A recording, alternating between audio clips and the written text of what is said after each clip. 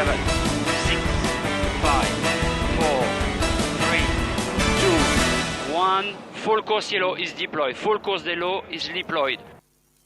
Yes, hello once again to another edition of Full Course Yellow, where we get together and chat about all things motorsport. I'm Brett Ramsey, and joining us once again for a bit of a chat about what's happened over a weekend. Another huge weekend of motorsports. We had Supercars up in the Northern Territory. We had the Nurburgring 24 hours.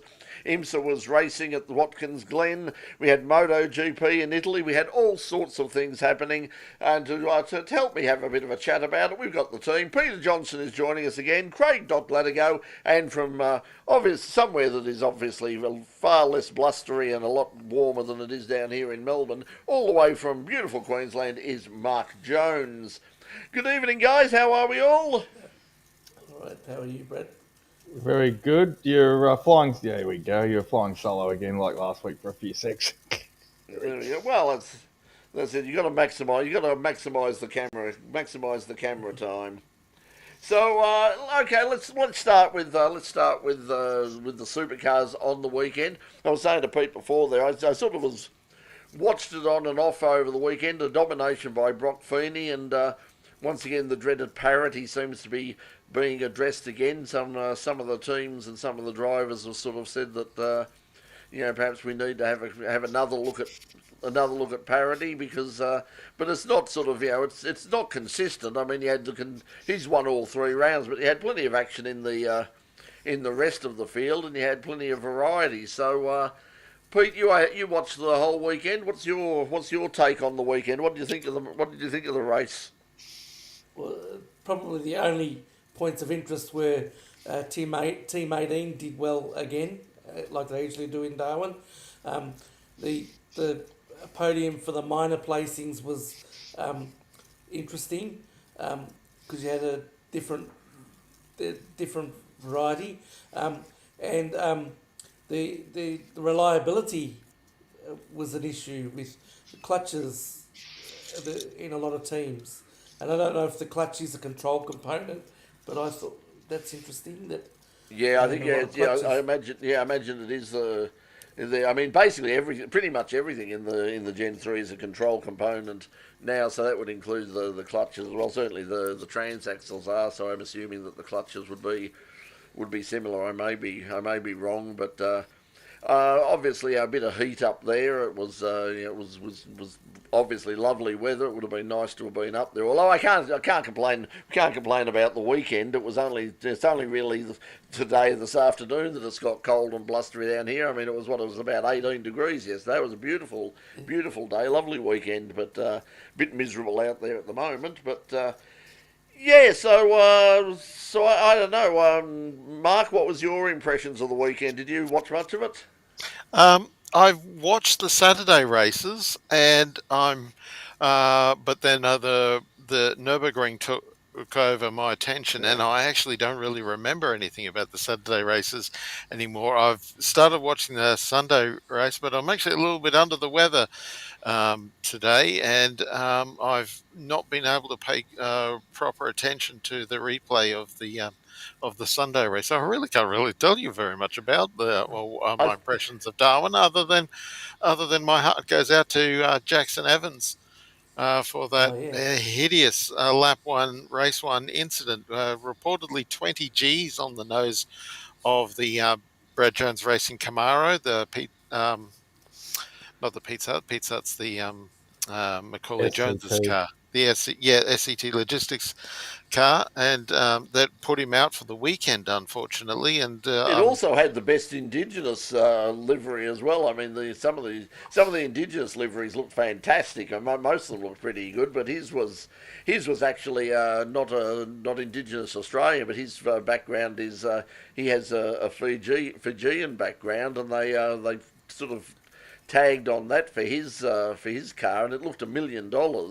And but it did look $1 million after. It'll probably cost them $1 million to fix the bloody thing. But so that's very, very disappointing. But I'm the same as you. I mean, there's so much motorsport happening, and particularly with all of these 24-hour races. I mean, we're not over it yet. I mean, we've still got Spa to go.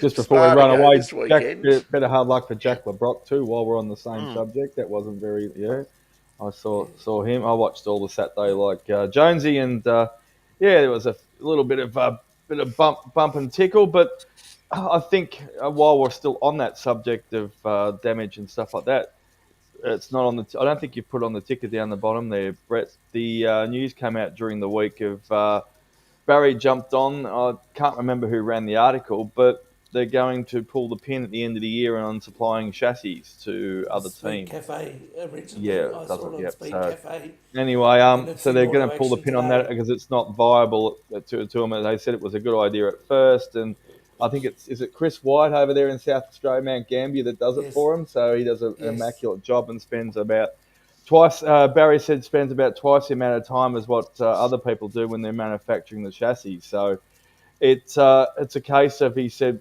yeah, it's fantastic. We'll be able to supply them, but not viable financially in the end of the run because the amount of time he takes to do them and the amount they sell them for. So they're going to cut that program part out of their supplying other teams and just stick to him doing it for him themselves and that. So, and then he also tacked on to the end of it. In retrospect, we probably shouldn't have done it in the first place. But anyway, it is what it is.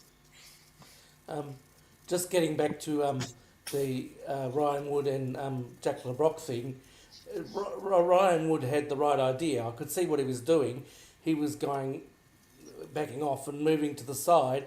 So maybe what they need to do is, if that happens, if a car's in trouble on a restart, on a safety car restart, maybe they need to have it where that car puts its hazards on or something while it's moving across out of the way. This was the race one restart Yeah. after yeah, the Jackson Evans crash. Yeah, okay. Yeah. You're on mute, Brett.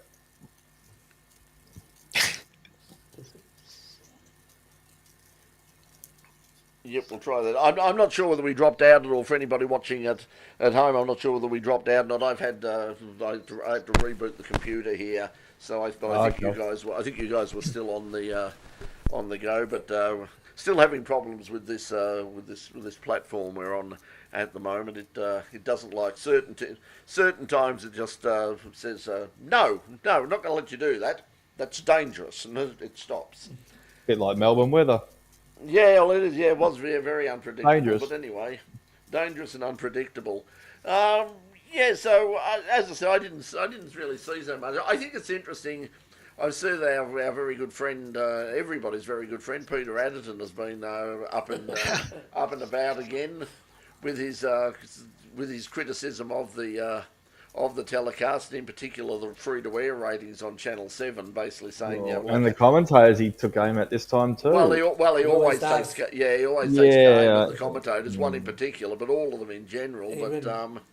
Even when Mark Winterbottom was on, he didn't like him, and no, he's I mean, let's face it. I mean, he is a serial troll. I mean, we sort of know that. I mean, it's nice to know that he's obviously got the time to do all this, but I mean, he obviously, it's his hobby. He enjoys getting online, and he makes some good points at time. The reason that you're saying that this is how miserable it is. The support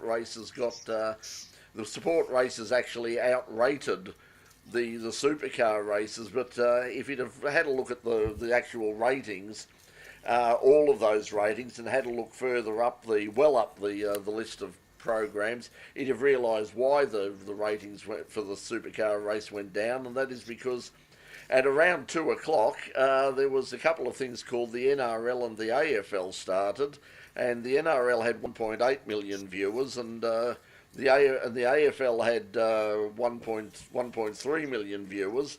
So there were sort of over 2.5 million people who suddenly decided that they'd much rather watch some sort of footy than watch the supercars. The fact that it only went down by 100,000, I think, is actually not too bad. But that's because people were running two TVs underneath underneath the same roof where the survey's done, probably. Yeah, well, if you don't have the two, and on Sunday, everyone's got heaps. I've got 4 or 5 TVs in my house here, and only one person here. But anyway, and they're not. None of them are new. They're all at least 10 years old. So And Pete, what are you gonna say? on Sunday it was shunted off to 7 mates on the Sunday. Yeah, that still makes a difference. I don't know why, but there's still I still see people like online going, oh yeah, you can like with the National Drag Racing Championships, they're on 7 mate, and people saying like, oh, this should be on television. Yeah, it is television. It's on 7 mate. No, I mean real television. It's not on proper television. And it's like, no, this is proper. It's free to air. You can actually watch it. You've just got to switch it. There's some people, particularly it's older going to go people, from 70 to 77 or 75. Yeah. Just change the number, just like you always used to. Yeah, no, that's apparently beyond a lot of people. They freak out if they Put a number into it. That. So it's like if it's not on the main channel, they're not interested, which is a sort of a waste. I'm sure they go across to 91 and jump on the racing channel though. Well, probably some of them do that, because that's the funny thing. Because I went and it shows you the importance of free to air television, of what it could do. Because on the Saturday, I went to the gym and it was I'd forgotten that it was on free to air television, and I got into the gym and of course I looked up on the televisions all around, and here's Darwin, here's Hidden Valley on. So I was working out, and I stopped a few times and was looking, and there was a woman in one of the bikes next to me. And she said, you're watching. Well, what's that? And I told her, and she said, oh, is that like they have at Bathurst? And she had no idea what it was all about, but she was sort of, oh, do they still have Bathurst? And yeah, they still have Bathurst. And oh, okay, well, we used to watch it all the time growing up. My brothers used to really like it. And where's that? And so that's on television, is it? Oh, I might watch that when I get home. And so she was watching it. You get those people who otherwise, who just discover it because it's on free to air television, and they flick around and they go, oh, hang on, what's that? Whereas more likely, if you're going to watch it on KO or Foxtel, you know it's there, and you've made a very definite decision to go and watch it. You're not going to pick up those casuals who go and go and have a look at it. And we don't know how many people are watching on KO and Foxtel, because they pulled out of the rating system, the Oztam rating system, because in all honesty, the ratings weren't particularly impressive, and that's why they were still getting absolutely thrashed. Peter Adderton is going on about everybody's watching on on Foxtel and KO. Well, not everybody's watching on. The last figures I saw before they pulled out is that the figures for the Supercars on Channel 7, when they were having for Bathurst, it was almost 5 times larger on Channel 7 than it was on Foxtel, and there was no KO ratings, but it was 5. But just for Foxtel, it was 5 times bigger. It was only about 180,000 or something that were watching on Foxtel, compared with about 1.2 million that were watching on Channel 7. So, at the risk of summarising it all, at the risk of summarising, Brett, I think Peter Adderton's arguments, all of them, doesn't matter how many tangents there are, they're becoming a bit repetitive. And all the trolling comments, the hundreds and hundreds of people that jump on his posts, are all becoming extremely repetitive as well too. I don't know, it's just becoming very, very, very boring. I saw it come up on my Facebook feed, and I immediately just scrolled straight past it, and I thought, I bet you it's going to have exactly the same rubbish from him and everybody else the whole time. And so it's becoming absolute boring. It's not even entertaining. It used to be fun back in the day to see someone made a smarty comment, or him making a tangent, or throw one back. It's dead set boring. Getting back and changing gears back to the real stuff. Congratulations to the friend of the show on In Pit Lane. He was on there a couple of times. Dylan O'Keefe in the Porsche. He had a bit of a Channel 9 racing channel himself. He had a clean sweep, won the triple. Woohoo! Yeah, he won in Carrera Cup, and that was good. The Carrera Cup always provides good racing. There was good racing. I watched certainly what was on when I was in the gym. There was that, and also the Touring Car Masters and they always look good, and they're always very popular up there. Not sure about the crowd once again. I mean, they're the crowd, but it's interesting because the whole Triple Crown thing that was happening out of Darwin, including the drag race. You see, the first couple of years they had the drag racing on the Saturday night, which got a massive crowd, and they could tack that onto the the crowd for the event in general. But they apparently they're just not doing that anymore. So yeah, they miss out on that, so they're not getting that. And I've seen a few reports online from a few of the locals who just said, "Oh no, we didn't. It's getting too expensive.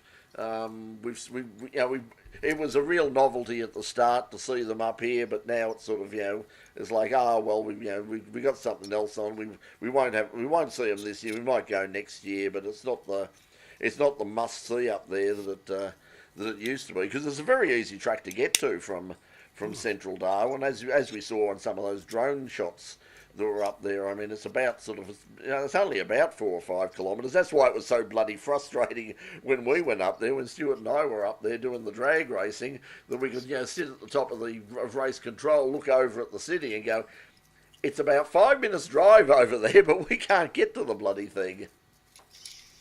I was listening to, and it's slightly off subject, we've got to get to it yet, but listen to Heine and the crew, and I'm sure you guys were watching a lot of it too. When I wasn't doing footy on the weekend, it was 24/7 on Spa, but Harry Jones also got a mention in the commentary. Sorry? Nurburgring. Nurburgring. This weekend. Harry Jones got mentioned in the commentary in the when they were talking about support races. So my apologies, I did mean to say Nürburgring. I was watching that 24/7 like you guys, every minute of the day when you weren't sleeping or doing football. So it they regarded. It wasn't the only mention I think Harry Jones got. There was a couple of other Aussie mentions over there too. So we're very highly regarded in the racing overseas. Yeah, that's true, but maybe Dylan should have a go over there and have a crack at one of the international races. Expand his horizons now. He's hit the top of the tree consistently. By the way, we just say hello to g'day once again to Box, one of our regulars on the program. Good to see you again. And SB pointing out that there is free to air television this weekend with from up your way, Mark. The High Tech Oil Super Series is happening this weekend. Indeed, it is. Part of the 2 Days of Thunder festival, which has always been the largest of the, for want of a better term, domestic Queensland events, like not national. But there's been an increasing national presence at the 2 Days of Thunder meeting. It was something that was started by Queensland Raceway after it separated itself from the CAMS method of running motorsport, and since its return they've gotten a bit more, and with the change of ownership at Queensland Raceway, they've also gotten a bit more ambitious.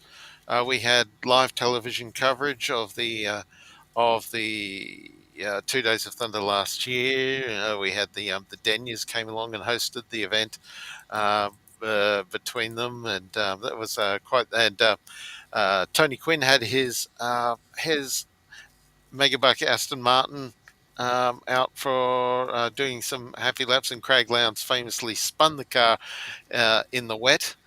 It was a damp weekend, but 2 Days of Thunder, fantastic to have that back once again. And I had, in preparation for all of for our show tonight, I had the lineup, and now it's on the screen. Oh, here we go. Production cars are going to be on because the Fight in the Night is part of 2 Days of Thunder this weekend. The Fight in the Night production car race, which is a typically famous Queensland event. What sort of entry have they got for that? Because in the past they have had a good entry for that. It's been a bit of a mixed bag because of last. I haven't seen I'm just calling up the entry list for this week. Last year there was only 6 cars in that entered in the Fight in the Night, and that was on the night, bolstered by a couple of 4 XL Cup cars having a run as well. But even though we only had 6 production cars in the race, they put on an absolutely fantastic race. It was enthralling to watch, with 3 of them going after the win for the entire night.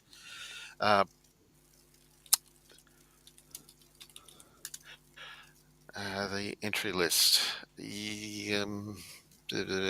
And oh no, I've found an entry list, and it's for 2023. While you're looking for it, Knackers has got a question for you, Jonesy. Yeah, there's a question for you. Yes, after 2 weekends of two-wheel racing at Warwick with superbikes and pro motocross, are they going to finish? It sounds like it's the Queensland. It's the Queensland's equivalent of the South Gippy Highway. Well, yeah. Well, Cunningham's Gap is the primary access road for Brisbane to get over the Great Dividing Range and into the Darling Downs. It's and it's had its issues over the course of its life, because, as you can imagine, like a gap in the range, there's been a few landslide issues. There's been a few storm-related issues. There's I guess part of the problem with the roadworks on Cunningham's Gap is by the time they finish it, something else needs addressing. It's one of those roads where it's just naturally high maintenance. And for those of you who've ever driven it, you'll see that there's some portions, some of the steeper portions of the road, are lined with shipping containers to try and hold the hillside back, so to speak. Well, that sounds like fun.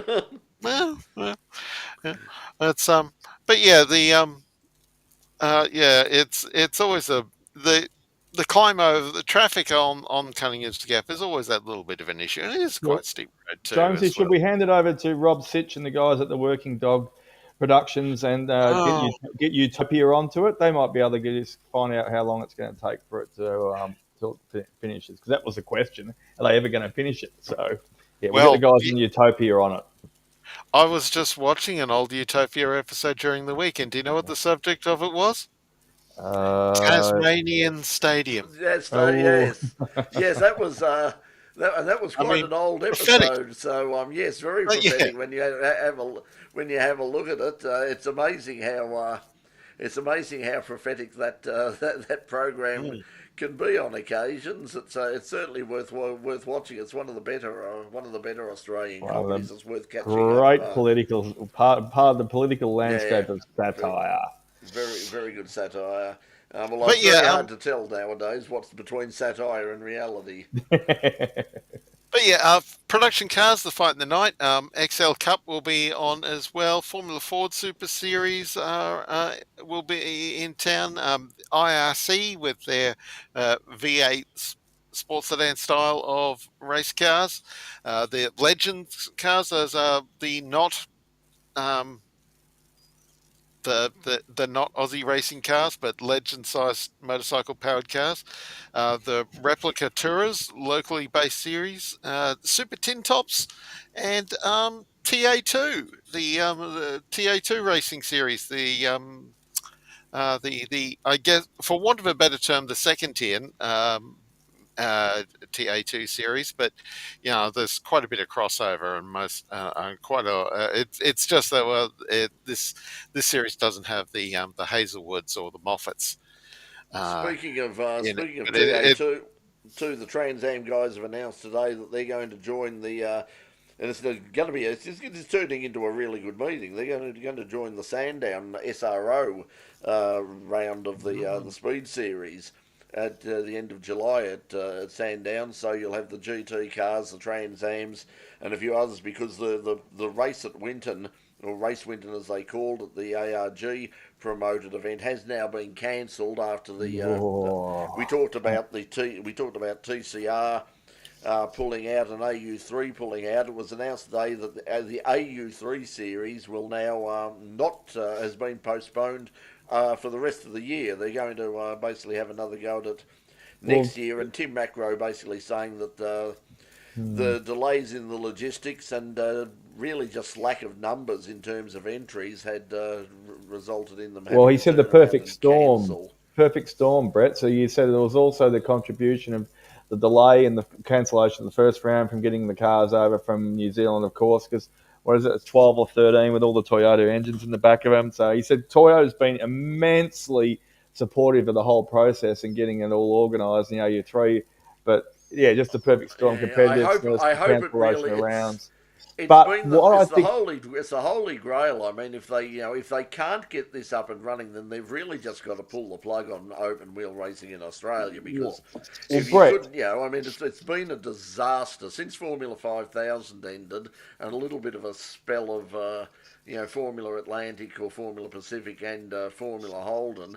It's been an unmitigated disaster, and everything they've tried has failed. Obviously, the latest being S5000, and if they can't get they had International Formula 3, which was, once again, great cars, good racing, no problem, but they couldn't make that work, and they've already got off to a slow start the for AU3, this big cancellation and this time frame they've now got for the rest of the year, so they've got basically a touch over 6 months or a bit more going into summer next year, gives them the perfect opportunity to get it all right, tick all the boxes, cross the T's, dot the I's, get it all right. Tim's a great operator, we know that, and hopefully everyone around him support everyone who has anything to do it in any way, shape, or form. If they all get their ducks in a row, they should get this right for next year and give it the best opportunity for it to work. So we can only pray and wish him well. Yeah, let's hope so. I mean, it would be great to see a really good open wheel category sort of back in Australia again and successful. But it's very hard to push off because you've got so many. Because as I've said, when you go back and have a look at the early days of In Pit Lane, every single guest we had on the show, what do you want to do? And it was all, I want to go to Formula One, I want to go to Indy cars, I want to go. They were all in Formula Ford, and they got there. Now they're not even. They're not in Formula Ford anymore. Some of them are, but I mean, most of them are just going. The pathway, as we've said in the past, now has been sort of has turned into XLs and into the Michelin Sprint Cup, and then into Carrera Cups and Super 2, and then into Supercars. And that's pretty much all they're interested in. All the younger drivers, that's pretty much all they're interested in now. They just want to be in supercars. That's all they're interested in. If they're interested in racing open wheelers, they go overseas. Well, to be fair, the Aussie drivers who have gotten to Formula One or approached Formula One, Mark Webber aside, but have gone overseas when there were kart races, and they've then come up through the European ladder system rather than the Australian ladder system. You don't get to if you want to get to Formula One, you can't do it from here. And that was always the way to go. I keep going back and quoting the interview we did with Trevor Carlin at Macau all those years ago. Well, in fact, he didn't say it because he didn't want to sort of step on too many toes at the time politically, but he just said, for God's sake, he said, stop sending us old men. And at the time he was talking about John Martin, who was all of about 23 years old. And he said, look, he said, we get John Martin, talented young driver, but all these Australians are coming over. He said they're years and years behind in terms of their experience. They're so far behind the equivalent aged Europeans, and even New Zealanders. Yeah, well, that's the other thing. The New Zealanders are the same. They start off when they're 14 and 15, and then at 16 and 17, they're out of New Zealand, and they're either over here heading towards supercars, or they're over in Europe or over in America and playing the trade here. Well, back in the days of when Scott Dixon was a teenager, New Zealand was changing the age limits downwards, making it allowing it younger and younger race drivers to race in higher and higher categories, and they kind of left Australia behind a bit because of that. And you look at motorcycle racing, for example. I mean, the lower international grades of the smaller capacity international grades, they're the 16-year-old or 15-year-olds in Moto 3. Moto 3, yeah. They're that's what you got to do. Or the Red Bull Rookie Cup. Yep.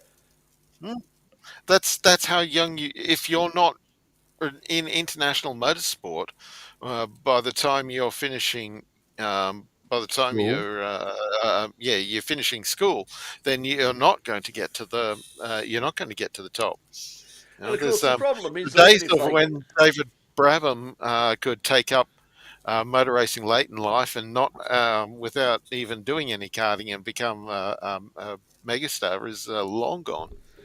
and when you have a look at it too, I mean, the problem is that it's a lot of these young kids. It's like mate Hugh Barter. I mean, Hugh went over, was second in the French Formula 4 series. Would have won apart from a sort of a snafu in the rules that meant his points from the Spanish flyaway round weren't recognised because he'd raced there in the Spanish series, where I think he also finished second, and he was racing up. Some of the people he was racing against at the time, are now in Formula One.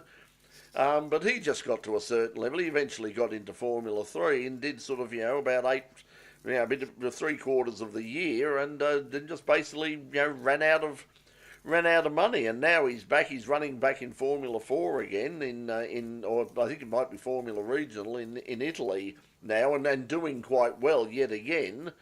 But it doesn't really seem to matter how well you do. If you don't have the money, if you can't walk into a team and say, if Dad can't wander in with a handful of cash, and that's the thing with New Zealand, as we said before, the companies over there with the gill traps and all the rest, and it's not just them, but it's the whole country. The businesses get behind the young drivers and they pump money into it. And you've got Roden over there now, he's sort of running teams and running.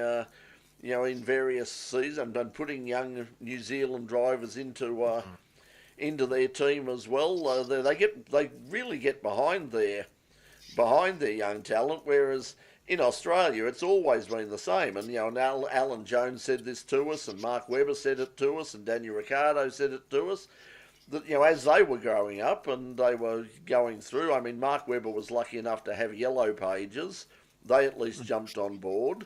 But they all said that they'd go to Australian, or their management would go to Australian companies and say, "Hey, look, we think this kid's going to get into Formula One, and you can sort of get in on the ground floor and give him a bit of support." The answer was always, "Well, that's fantastic. When he gets into Formula One and when he becomes world champion, you come back and talk to us. But until then, we're not interested." Yeah. Like there's 2 Aussies and 2 Kiwis racing in Indy Next at the moment, and you've Lockie Hughes and Callum Hedge doing the two. Lockie Hughes, Callum Hedge, Tommy Smith, and Liam Skeets are already in Indy Next. The one level below IndyCar. Lockie Hughes has been winning races.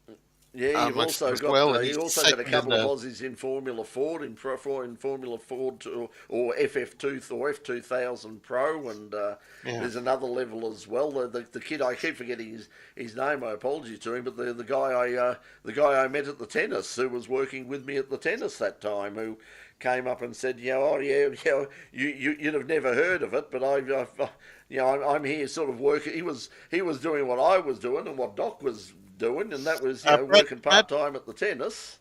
Well, or there is a Eddie lot of the Keswick. millions of dollars going into Formula One in sponsorship, not directly into any drivers or like there, but there is a massive amount of money going in sponsorship over into Formula One right now, and it's the 2 guys, and I don't have to go their names, but we both know they're in the blue with the Duracell bloody battery on their roof.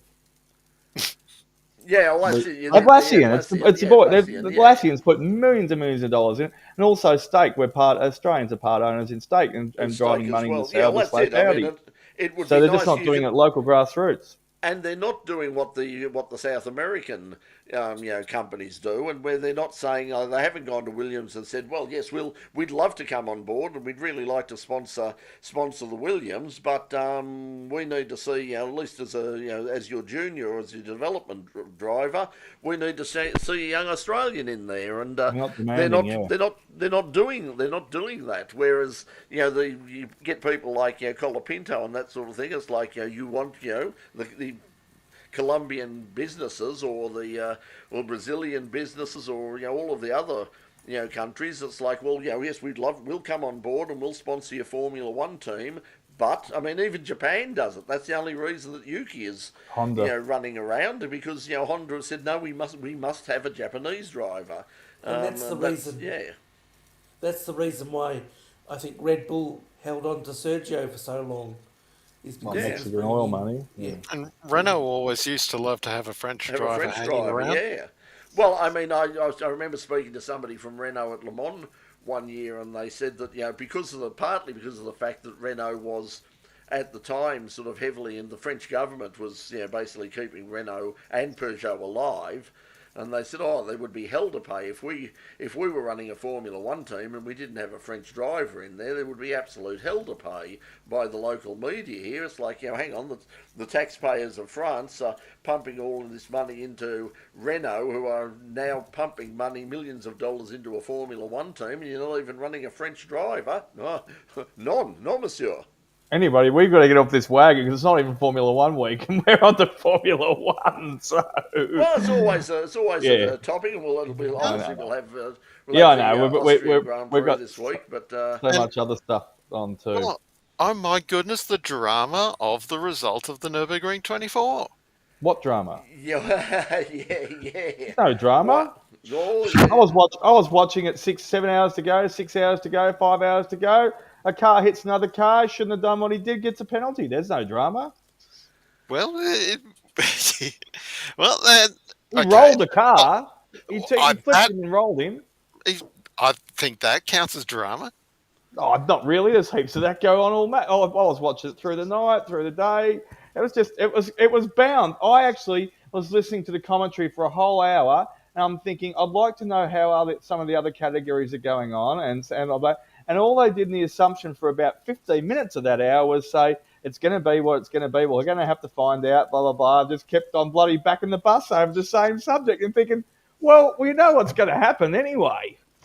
Well, to be fair, part of the reason for them not having so much of an interest in the lesser categories is they actually all ended up being most of the more important lesser categories in the Nürburgring 24 were actually quite boring, because there was one car got out in front and pretty much stayed that way for the whole race. And some of those categories only had a couple of, like, if you had all the money, like say our mate Shane Suter or something, if he'd have taken one of his TCR cars across there, I mean, he would have been almost guaranteed a podium at least, let alone. So you had the factory Hyundais out in front, but after that, I think there were only another couple of cars, and one of them broke down. So you were a pretty good chance of, it's like sort of as it was for a while with GT4 at Bathurst for the 12-hour at Bathurst, is that if you picked your target well and you had a GT4 car and you were willing to enter it. You were pretty much guaranteed a podium. At least you could sit there and say, "Oh yes, actually, I was third in class at the 2019 Bathurst 12-hour," and it sounds very impressive. But you're only one of, as it turns out, you're only one of 3 cars anyway. I thought the most interesting part was the Beamer that was chasing it with Marchiello and Augustus. The two of them that were driving off the seat of the thing, catching it. And I was just watching. You watched each section of the laps, because you get one little section. I think there was 9, and then one's about 10 seconds, and one's about a minute and a half. And you'd see the gaps, and they get the traffic in between from all the other categories, and it'd be 5 seconds, 1 minute, and then it'd be up to 7 seconds, and it'd be back to thing. I actually found that more interesting than some of the incidents, because it's fascinating, and then when you see the speed differential, I mean, it makes me laugh when you see something like that, and see some of that in-car footage from some of the top two SP9 GT3 cars running around, and they're coming up on things like the Dacia and all of those things, and all the people who go, like, oh, we can't run GT4s at the Bathurst 12-hour because the speed differential is too great. But they run a Toyota Yaris though. Toyota Yaris that goes flying around. And it was Mr. Toyota himself. I mean, like and his son, and his son, which is a fabulous thing to see. And you also had Jim Farley from Ford. He's running in the Mustang Challenge. The previous weekend. Previous weekend. So you've got people at the top level of a couple of the manufacturers who are who are old-fashioned motorsport. Hardcore motorsport fans, and that's great to see, because you have some companies where the companies are vehemently opposed to motorsport, or they'll just sort of put up with it. That was the problem with GM for years. That's why we had a Holden dealer team, because General Motors said, no, we do not get involved in motorsport. It is not something we do. Who was it? One of the drivers they were chatting to, or they referred to? I can't remember who he was interviewed or it was referenced to as well too, because I wasn't watching the screen while I was listening to it. Sometimes was if you're out there in an Aston Martin or a Merc or a Beamer or whatever it may be, Porsche out the front in a GT3 flying around at 300 plus kilometers an hour, they said you're not doing endurance driving like not so much Le Mans, but like at some of the other 6 hours and 4 hours and that. You're out there and you're basically rally driving, because you've got such a huge course and so many cars to avoid and so many different. I mean, how the hell you would you learn that track? And I know that obviously there's sims and all the rest of it. 26 But kilometres. even the commentators, listening to Bruce Jones and Johnny Palmer and John Hindhoff and those and the team from Radio Le Mans who were doing, and Radio Show Limited who were doing the commentary, and they were using all the, they said, oh yes, oh there he is at such and such. I recognise the carousel. And the Nottingham horse straight or whatever they call concrete it. bit. There's a concrete bit and it's banked. It's like, that's the carousel. I know that bit. And Apart pit in from and that, out. Well, there's pit in, there's pit out.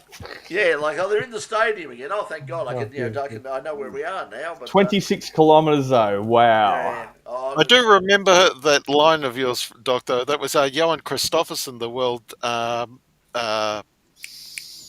rallycross champion. The rally, that's what it was. Yes. Yeah, and he was referring to, because he does a bit of bitumen racing, and he was Molly Taylor's partner when the pair of them won the rally Extreme E World Championship, and and he was saying that because he does quite a bit of bitumen racing as well, but he turns his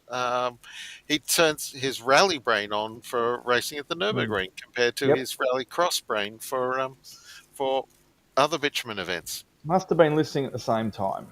By the way, hello to Eric, who's joined us. Joined us. Eric, how are you? Nice to see you here on board. Yeah, it wasn't the most exciting race, and I suppose the thing that there was one red flag incident very early on in the race, and it was nothing that happened on the track. It was because they had a power outage. Well, the sheer size of the circuit means that it doesn't that red flags and safety cars don't operate at the Nürburgring the way it does pretty much everywhere else in motorsport world. With so much of the rest of the circuit not affected, they tend to isolate little issues here and there, and with code 60s and allow it to continue. But a power blackout. But then again, it happens at football stadiums. At least once a year they'll see. Well, a football huge game news get today, blacked out, or a cricket game, or no, you hit the nail on the head. So AFL down here in Melbourne, Waverley, which was obviously VFL Park, or sorry, no, that was it was AFL, whatever it may be. It's had so many names, but it was the centerpiece of football for many years, and I've got the media releases in my thing today. And I did a couple of screenshots and sent it off to a couple of my football mates, and one of them come back to me. How could they, in the highlights of when, that the VFL Grand Final was the last one played there in 2000 and so forth and so forth. And then in the highlights, one of them sent me a message back. How did they miss the blackout? That was huge. It went everywhere. So it was a bit like, bit like obviously Nürburgring on the weekend. Blackout. Well, there were the two incidents. There was the blackout, and there was also the magic nights that the sprinklers came on when Claremont was playing. Because that was always the great conspiracy theory, because Claremont looked like they were actually going to win, whoever they were playing. I forget who they were playing at the time, but Claremont looked like they were going to, because in those days it was before the AFL, and the night competition had, you know, the top teams from the VFL, but also teams from the Sandful and the Waffle, and Claremont were playing, and Claremont looked like they were going to win, and then suddenly all the sprinklers came on for about 20 minutes, and the run from Claremont got snuffed out, and the track was wet. A couple of quick facts, fun facts about, because it's obviously related to Australia. Rod Stewart played there in 79, Kiss in 1980, David Bowie played there in 83. Yeah, was at the Kiss concert. U2 in 98, and Simon and Garfunkel also played there in 1983. Hey, don't knock the boys anyway. I heard you two because I used to live just down the road, because that's what we do on a Saturday. We'd listen to the radio and see if it was if it was a good match, and then after the half time break, they usually threw the gates open, so we'd just jump on our bikes and ride up and catch the second half of the. Here's a big one that would have been a record breaker. 6th of December 1993, Michael Jackson's Dangerous World Tour was cancelled because it was cut short. So he was due to play there, but didn't. So yeah, there's a bit of I won't get onto the footy stats. And also, of course, World Series cricket, because I was at 77 to 79. That is in my list. I didn't want to go over it. And I was at that too. I was at the opening day of the first Super Test. I was there, and I was at the first night test as well. I went there for saw Australia versus the first one was Australia. First test was Australia versus the rest of the world. So you had Tony Gregg was captain, I think. Yeah, Tony Gregg, and bring it back up again. Well, and then after that, when they had the night test, the first night Super Test, that was Australia versus the West Indies, and you had the main strength of the West Indies. Then you had Holding, Roberts, Daniels, all of the top bowlers in those days. So Malcolm Marshall.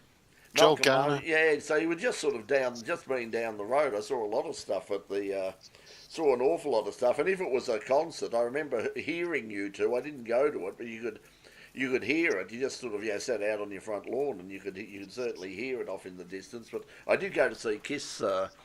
That was their first concert in Australia, and I went to. I will mention the one thing then. The ground hosted Angry Anderson and the Batmobile in 1991 for the AFL Grand Final between Hawthorn and West Coast. Oh God! So wet toast.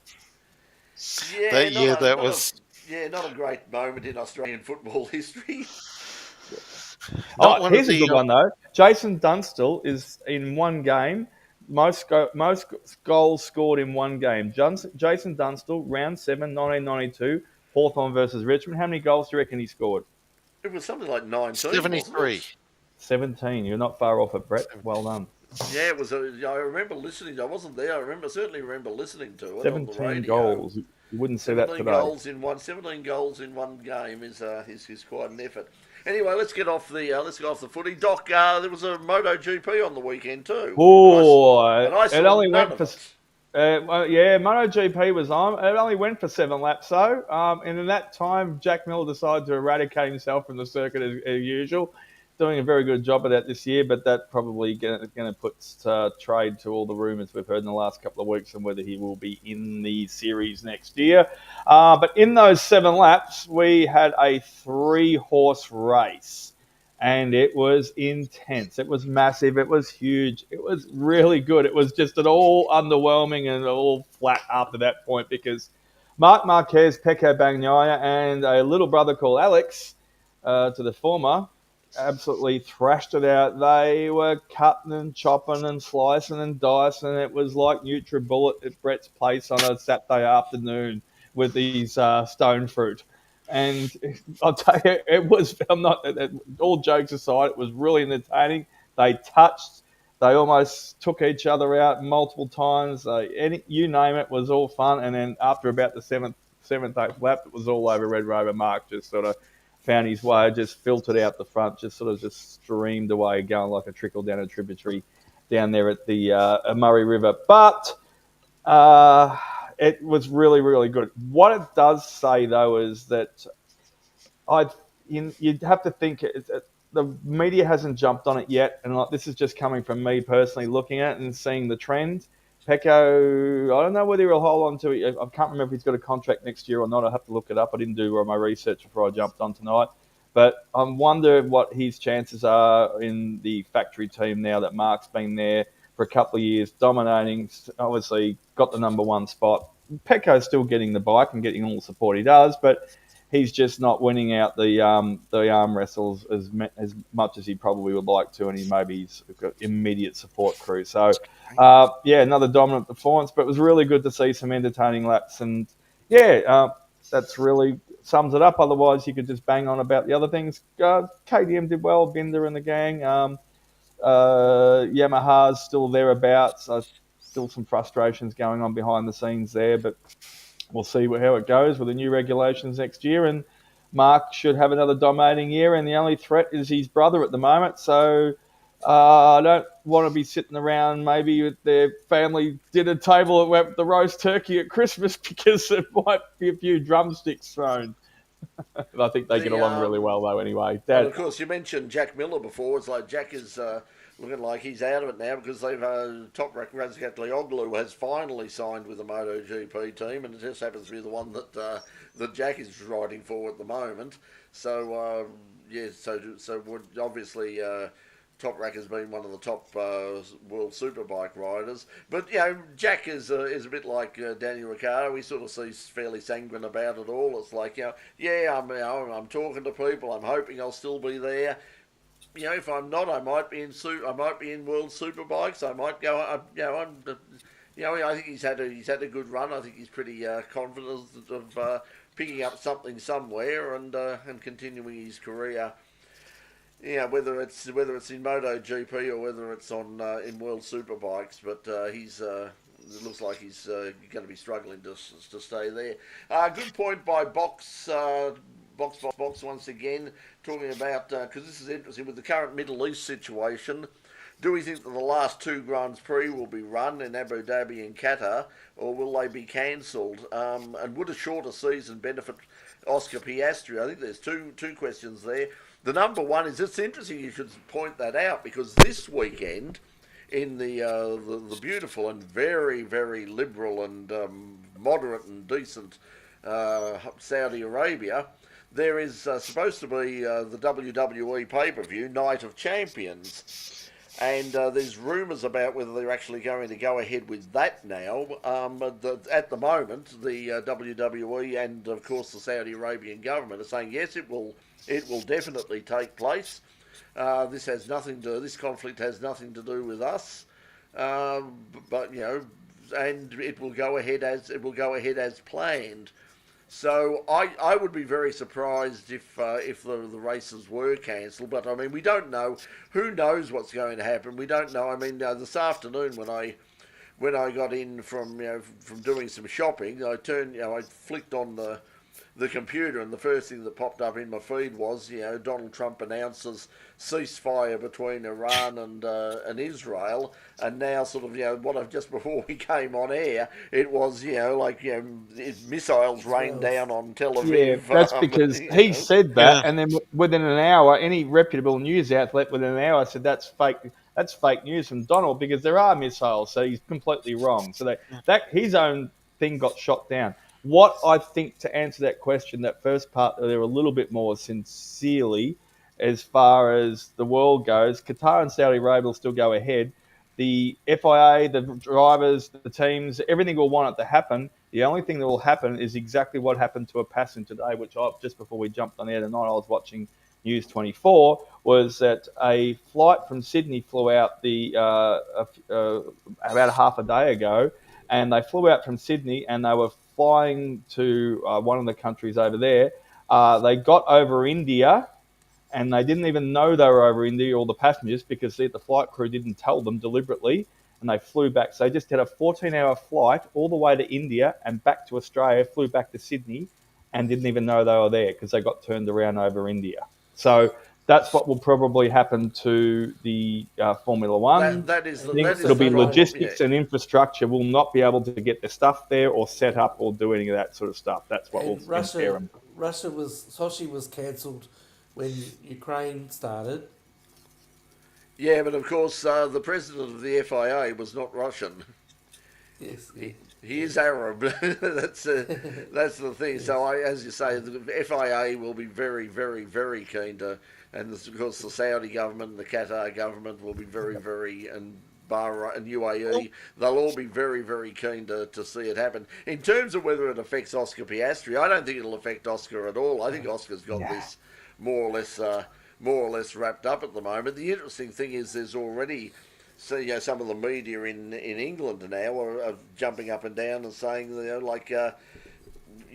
is it time, Lando? Is it time to get? Is it time to make the move? I mean, McLaren are not getting 100% behind Lando, and perhaps he should be looking at other options because they've clearly put their faith in in Piastri over Lando. So because otherwise Lando would be rocking away at the moment. So. I think. Welcome to the Max Verstappen situation, Lando. The last time that Lando won, the reaction from Zach Brown was much more animated than when Oscar wins. So I think they're still very much behind Lando. Yeah, I think so. It's interesting that the media over there are. So I've seen a couple of people who are now over there who are saying there was and I forget who it was the other day was saying, I think it might have been David Coulthard or something, who was basically saying, look, McLaren, at some stage McLaren are going to have to make a call to one way or the other and say, okay, look, Oscar's in the best position, whoever at the time. It'll be interesting to see how far into the season they actually get, but at what point do they turn around and say that, and say, okay, well, Oscar is in the best position, and we really must put all of our eggs in that basket. But at the moment, the team are saying that we're going to it's too early to make any of that. And they said, our plan is, as they said, whatever happens at the end of the year, we don't want. Whether it's Oscar or Lando who wins the championship, or even if neither of them, we don't want in years to come someone to turn around and say, yes, well, the only reason Oscar won was because the team stopped Lando from racing, or vice versa. They said we want it, if it's going to be a straight fight between the two of them, then we want them to fight it out. So I think at the moment, McLaren are certainly saying all the right things in terms of how they're treating this situation, but it'll be interesting to see on the weekend to see how we've ticked over the hour. I just want to quickly remind you, Brett, you'll probably want to mention Calder, but before you get stuck into it, I did hear on the reports, because I have a lot to do with some of the traffic in Melbourne at the moment. There are roadworks over at Calder Park for the next couple of 2 or 3 months. If you're coming out on Sunday for the Summit Roll Racing Championship, the gates open at 11 o'clock. Racing starts at 12. But if you haven't entered yet, I'd always suggest that you pre-enter, but you can enter on the day for both the roll racing and the drag racing, but do try and get there early, because there is a lot of road works happening over in that area, over the Westgate Bridge. And they're just shutting more. It's just starting now. They're shutting more roads. Yeah, I must admit, I was saying to Richard earlier in the day, I looked, because I've got the thing set up on the phone that when I hop into the car, it says, it gives me the, travel times to favourite places that I go to, and I hopped in on Sunday to go and do some shopping, and it said estimated time between home and Calder Park Raceway was nearly 3 hours. So it's pretty chaotic. So I don't know what the situation is on the weekend, but I know that I'll be having a close look at it, and I'll probably be leaving it a lot earlier than I normally would, but hopefully keep our fingers crossed on the weather. The forecast is a bit mixed. It's going to be, it's not dire. It says it's only about a 20% or 30% chance of showers. certainly not going to be warm. It's going to be only about 13 degrees, so it'll be I threw a right football up at 8 o'clock in the morning last Saturday and 3 degrees and frost. And so, yeah, it's we're looking at Saturday 4 to 14, Sunday 6 to 14. 6 to 4, yeah. So, and I think that they're in the 60% of a chance of showers. 60% is it on that one? I think it depends on whether you look at the Bureau of Meteorology or Weather Underground. Weather Underground always seems to have, it's always seems to be, it's going to be 80% chance of rain. That never does rain. That's But anyway, that's from BOM. You say that the weather forecast for the 2 days of thunder at Queensland Raceway this weekend is for rain on Sunday. Oh. Well, that could be fun. You going out there? Definitely, I'll be on the mic. Good there. We'll At say least hello for part of it. So yeah. Okay, Paul's got the latest update. There you go. With there. Let's have a let's have a look. I at knew that. I'd saw it today, something today, yeah. Okay, Calder Park Drive closed between the freeway and Melton Highway to allow the new rail bridge to be finished. Yeah, they're working on. That's going to be great.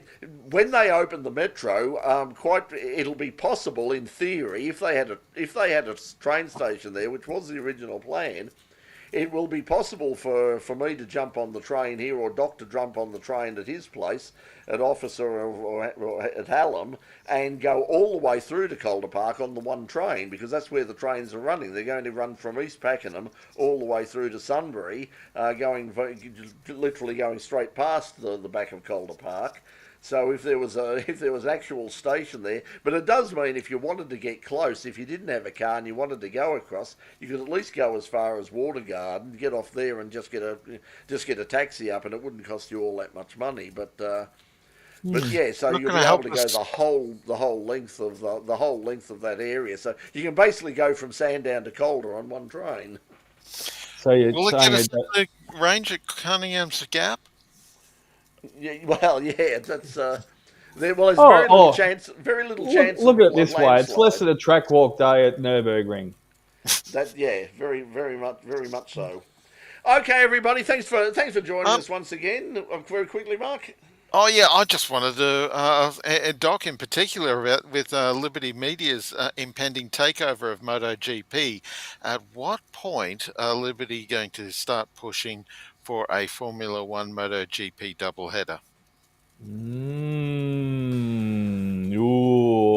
Yeah, where would you have it?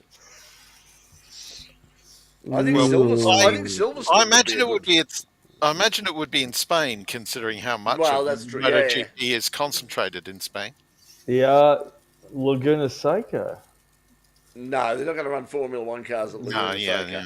I was hoping you'd say, just play along. Come on. I was just being sarcastic. Phillip Island. Phillip Island. Well, yeah, you got more chance of Laguna Seca because they'll just put 4-wheel drives on the bloody Formula One cars. No, yeah, I think that's who did you say Spain, Jonesy? Who said Spain? Me, because with the 3 or 4 different Spanish Grand Prix in a single season of just trying to get them both on a weekend. Obviously, you wouldn't have a sprint round, but look, what would you have? What would the MotoGP on the Saturday, and then the Formula One on the Sunday, and then run a 4-day event with Thursday onwards and limited practice? And would you have qualifying for the bikes on the Thursday, qualifying for the cars on the Friday? Both on Sunday with MotoGP taking the place of Formula 2 and Formula 3. Yeah, you just have the bikes. I know MotoGP wouldn't like it, but if Liberty Media wanted it to happen. No, I think you'd have to give it a standalone day. I reckon qualifying Thursdays and Friday for both the categories, and then Saturday, Sunday for the race. Circuit of the Americas might be an option. Yeah, I'll go with that way, yeah. They wouldn't have to make too many, because, I mean, a lot of the problem with 2+4 meetings, and we used to have a lot of them. I mean, Sandown used to have one every year at this time of year. Usually the first or second weekend of July was the Sandown 2+4 meeting. I used to go there, and I watched Wayne Gardner raced at Sandown in the wet, because it was wet every year. It was Wayne Gardner, Warren Willing, Greg Hansford. They were all there, and you would have usually the main race at that time of year was the sports sedan. The car race was sports sedan race. So that's where Moffat debuted the Capri, was at that meeting, and also the Monza was at that meeting as well. So anyway, it has been floated now, but it does have legs because, as you said, of the announcements and situations. So on June 24th, 2025, 9:30, Mark Jones has got his yes, crystal remember, you ball heard out. it here first. As And predicted on Full Course Yellow. okay, yeah, because the time's in the corner of the telecast here. So yeah, That's it. Incidentally, just a quick run around. I'm seeing the Formula One movie tomorrow. Anybody here? You all seeing it, Pete? No, you're going and having a look. I'm seeing it at some stage. I don't know when, but I'm seeing it at some stage. Doc. I had to say thanks, but no thanks to our good friend Stilly's invite. Like I heard you briefly just before I jumped on talking about. So, but I'm a bit like in Peter's boat. I'm going to try and see it maybe in the next week or two. But sort of got some leg injuries at the moment and trying to balance work and footy. But I just want to jump on before Jonesy. Mixed reviews. Some people say it's hard to justify some of the things if you're a true enthusiast. And it's a 60-year-old playing, a 50-year-old or whatever he is, younger version. Would you really believe it? Yeah, well, but anyway, I'll have a look tomorrow. I've certainly seen, from what I've seen, the interesting thing is that, obviously for people like us, there's going to be things that are going to make you go off, for God's sake. But Mark, you didn't say what you were doing?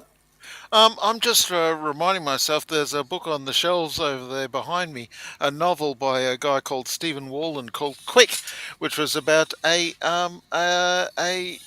former supercar driver who's injured out of the sport and then is brought back as an undercover police officer into Formula One, because that's the step that takes. I want the movie rights to that. Well, aren't they doing Days of Thunder too? Isn't Cruisey doing that soon? That was apparently Tom Cruise is telling anybody who will listen that yes, that is the plan, to do Days of Thunder. Well, I suppose it will depend on the success or otherwise, and that's of this movie, and that's the thing, because I've looked at some of the American reviews, and the ones that are coming out from people who know nothing about Formula One are actually pretty impressive. But you suddenly realise how they do know, how the mainstream media and the general public in America, just how little they do know and understand of Formula One. Because, they're saying things like, now apparently this Formula One is a real sport and is apparently huge in countries like Italy and over in Asia, and even places like China. We have a Grand Prix in Las Vegas. It's amazing. It's real. I was like, they haven't just made this up for a movie. There is a real thing called Formula One, and people actually watch it. Man. All right. Anyway, memories of I'm just thinking, wasn't it in America where we had the great, first of all, the great co-driver issue, and then the great tire issue, both at Indianapolis? Yes. It's not like Formula One hasn't had a presence in the US before. Yeah. But anyway, I'll have a look at that, and I'll probably might pop up something onto the YouTube channel when and if I get time. I'm also possibly going to be heading out to the Melbourne, also this weekend. The Melbourne Electric Vehicle Expo is back. It was very, very successful last year, surprisingly so. They got really big crowds out there. I think it was over 50,000 people or something that they got. Oh, give us your best Bill Collins on the F1 anyway. Well, when I have a look at it, I'll certainly give you a bit. I remember the old Bill Collins growing up as a kid, watching him on TV. Yeah, so that's it. Movie reviews. And as Paul's saying, a few motorsports are going out to see it with Dave Stillwell. He's got if you're part of Dave's Facebook group, you've probably got. you've probably got there. Paul is saying, this is surprising, he's saying, apparently Americans struggle to understand anything outside their own borders. That couldn't possibly be right. Surely No, not. Knackers, you are totally wrong. They're so well travelled. They just send B2s and missiles at them instead. All right, let's call it a night. Saying that the US Air Force is Bye-bye. what the what other countries B2s. B2s. I want to see one of those things fly one day. Oh That yeah. would be, Definitely got to see that though. That would be something to behold. To see one of those close up would be one of the advantages of commentating at a racetrack next to an RAAF base. yes, that's one thing that you I do see. have had the good fortune to see a B2 flying around. Wow. We want proof next time. We want proof. It's your background shot, like the guys I put up tonight, are the car guys. They're really great friends of ours at Bathurst. Christian is across, obviously, there at the Nurburgring as well too. But Christian and I were at dinner out one night, and anyway, we'll make it long. Call it a night. Yep. Call it a night. Okay, we'll see you. We'll see you next week, everybody. It's good to catch up with everybody, and we'll have a good weekend of motor racing. See you later, everyone. Bye.